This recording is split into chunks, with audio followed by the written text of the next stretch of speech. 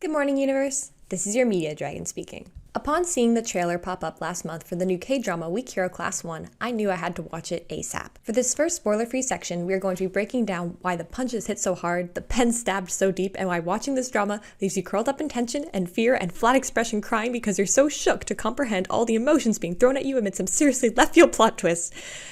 I love this drama. Let's get into it. The story follows high schooler Si-yeon. Please forgive me, I don't speak a word of Korean. A loner who just wants to study and do well on his exams, but becomes the target of class bullies and decides to fight back. And when I say bullying, I mean, yeah, it's bad.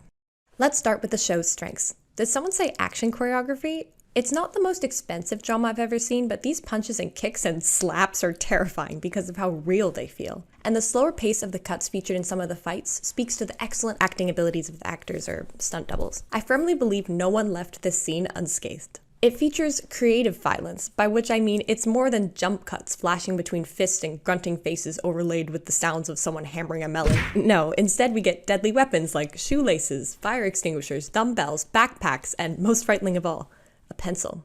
The click of a pen has never been so anxiety-inducing. The gore is kept to a less dramatized level, so that moments like this are indicators something big and wrong happened and help to heighten the stakes since real people can't actually lose gallons of blood and several feet of intestines and still pull it together to beat the big bad shonen protagonists be like. But that begs the question, why? Why all this attention to detailed fight choreo, distinguishing who knows MMA and who knows absolutely no bars classroom guerrilla tactics? Because this show does not glorify violence in the same way other media does.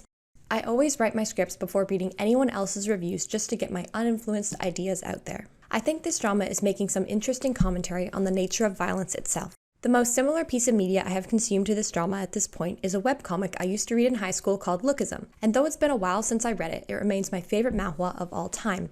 And I was drawn to this drama because of how when I looked at the trailer and I thought, yes, that's what I would want a live-action Korean adaptation of Lookism to be like. But I think there is a fundamental difference in the way violence is treated. In Lookism, I remember being so hyped for who the next battle would be between, which style of fighters, which personalities. In this drama, however, violence is instead passed round like a disease. Every character is seemingly not engaged with violence until it's inflicted upon them, and then they become entrapped in a cycle of reproducing that trauma that initiated them. Our protagonist was harassed so badly he resolved the only way to obtain freedom was to retaliate in the same manner. Likewise, characters who experience the deepest abuses seem to be the ones with the greatest potential to cause the most harm to others. Obviously, in reality, not all victims are also abusers, but this show does show a chain of violence that affects its characters. And by the end, the fights do remain riveting for their excellent execution, and I'm no martial arts expert, but my untrained eye and 2 months of introductory karate was impressed by the athleticism and dedication of the actors. But the violent scenes are also unwelcome events. You sort of sit and cringe in your seat after you realize the pattern, that violence does not end well, and that your brave favorite character is walking into these situations fully aware that by partaking they are hurting others, themselves, and those they care about. But what choice do they have? Furthermore, this drama's main cast features characters from a range of socioeconomic backgrounds and home lives. We quickly learn the character who does not have any money or familial status is able to avoid bullying through the reputation of his martial arts prowess and a "I'm not going to get involved" attitude. And the school bullies extort those they bully for cash. This demonstrates a social hierarchy that is power-based and violence-ranked, and not so social class dependent. However, characters can still mobilize their social class to navigate the ranking. A wealthy character could garner some degree of popularity for their status and tangential ability to pay for others to enact violence on their behalf, removing the need to be the top source of violence themselves and instead operate through hired puppets,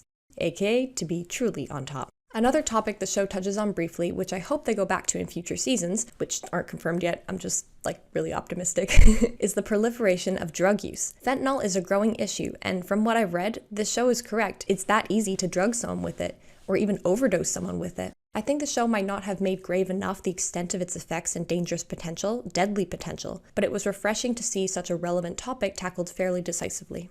Going back to the systemic violence presented, and while I'm assuming this is drama, and therefore hyper-reality not representative of the average school life of a Korean high schooler, it might reflect certain aspects of reality. Perhaps the web of school pressure youth are currently trapped in via the Korean exam system, or expectations of masculinity, or financial precarity, or the constant threat of worldly conflict and conscription. I don't know, but I feel the pathos, the general sense of dread and suffering this show gives off. And watching these three guy friends struggle to deal with all this, I just wanted to yell at the screen, just cry and hug it out already, guys. But obviously that's not an option here. The tone of the entire show is aesthetically grounded and self-aware.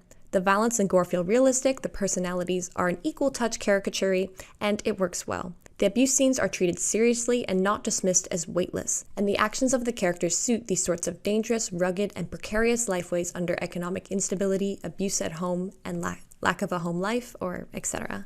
Now I want to discuss some more plot-specific spoilers from here on out, so you have been warned.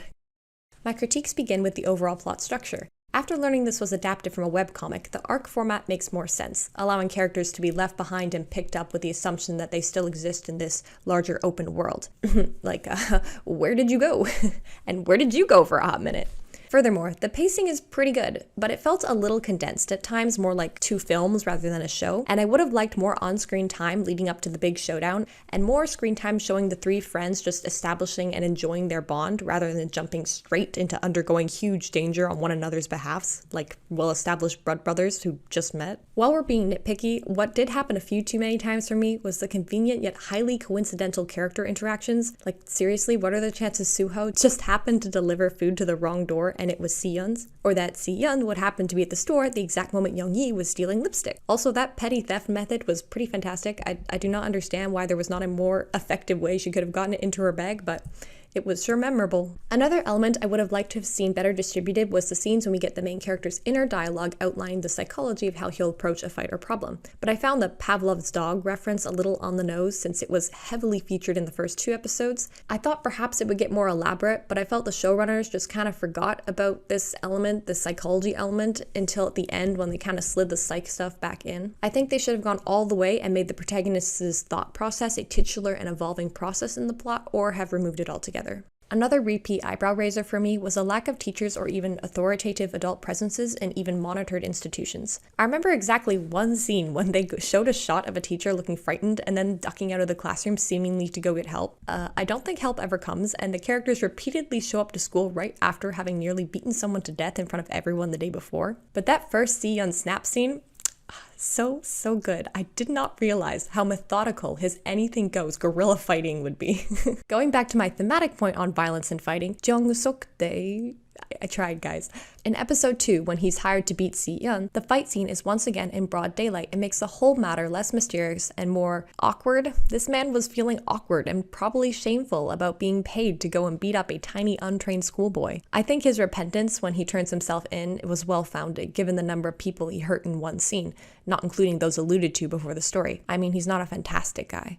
A moment of utilizing the medium to its advantages, I think, was definitely in portraying the dynamic between Suk-dae and the 2 other, gang members, since you get a sense he's protecting both of them and probably sees this one as a little brother, without having to say it on screen or explain his actions in the middle of episode 4. Alright, now let's chat about our main boys. The acting I found utterly excellent. Let's start with our main character. Weren't you in Wanna-One? Wow, this man is talented. I would never have guessed. His acting grew on me so much. In the first episode, you're not really sure what his flat affect is all about, and then they show the parallel shots of his stare by the end of the show, and then you realize you know exactly what that stare means, and the characters around him have realized it too. They also wrote some other clever repeating elements, his lines, "Stop this now," and "I've said my part," which gain more and more gravity each time he reiterates them. And that first smile near the end of episode 4, so priceless. Everything about this whole scene was so in character for every character. Like, I love how Young-yi rants about rejecting food while blazingly unpacking it. It just suits her character so well. And for best character, I give you Suho, one of Si-yeon's newfound friends. He is the character who no one messes with purely because he does not get involved and is too physically powerful with his fighting skills to be challenged. However, instead of being prideful, his character seems to have the least shame of the whole cast, and it makes him fascinating to watch. He just sleeps during class, happily and unabashedly accepts pay to do a job he was moments before adamantly against. Then he openly declares his disinterest in university, yet another moment he goes against the grain of his contextual social convention. He comes off as just a nice nice guy, but really sticks to his "this affects no one but myself, stay out of it" mindset until later on. I really enjoyed watching him open up, because while he seemed to be the character initiating the friendship, we quickly see he doesn't have a circle of support around him, and probably found some connection with Si-yeon in this way. Okay, biggest spoilers coming now, so please kindly depart if you haven't already, if you haven't seen the drama, because you definitely want to get the full effect. It's great. See you later. Oh, Bom-seok. I really hope I said that right. You seemed like a simple side piece to the main two who are more complex. He's the bullied, shy character who may serve as a plot propellant by being a point of protection or mutual bonding for the other two, and I thought it was really astute that he kept on trying to pay for Si-yeon and Suho, because that's probably the only way he's ever gotten included into friendship-resembling outings before. And I love the scene where it shows his fingers hovering over the follow button on social media. Like, Suho doesn't care, he probably doesn't mind at all, but to Bom-seok, Instagram is a big deal because online reality is very much a part of the social relations of younger generations now, and I thought this mini social media plot was terribly clever. And yet, I have never been so blind. I am chronically bad at predicting what will happen in films, so no, I did not realize the twist. Even after Bom-seok joined the bully gang, I was like, oh, he'll come to his senses any moment now. Any moment now. Any moment now. Oh dear gosh. The end of episode 4, his father's abuse is revealed, and I just started crying. There was this feeling, this off feeling the filmmakers had created, like not having his dad on screen until then, Bom-seok stealing the watch anyways, even though he says his dad would have given it to him willingly. And then after his glasses fall from his head and are crushed while facing his old bullies, we never see the old Bom-seok again. And I wouldn't say the mask is gone, but it's more like he puts on another one in his attempts to define himself and his place in society through establishing connections the only way he knows how: money and violence. Altogether, these three have such good chemistry. Look at the weight of these looks exchanged mid-episode 6. Like, we got betrayal, realizations, shock, it's just so good. And just some extra thoughts to wrap up. Regarding the opening, I'm not sure we vibe. The crossfades and asymmetrical shot lengths made it feel a little outdated. I found it a little low budget looking at moments, but I appreciate how quiet it is and how some of these slower shots really capture the energy of going to battle really well, and the feeling of being frozen in place, time, and isolating anonymity and meaninglessness is conveyed through blank expressions and cool tones. Overall, this drama gets 2 thumbs up from me, and I require another season, or several, right now. Please and thank you. See you later!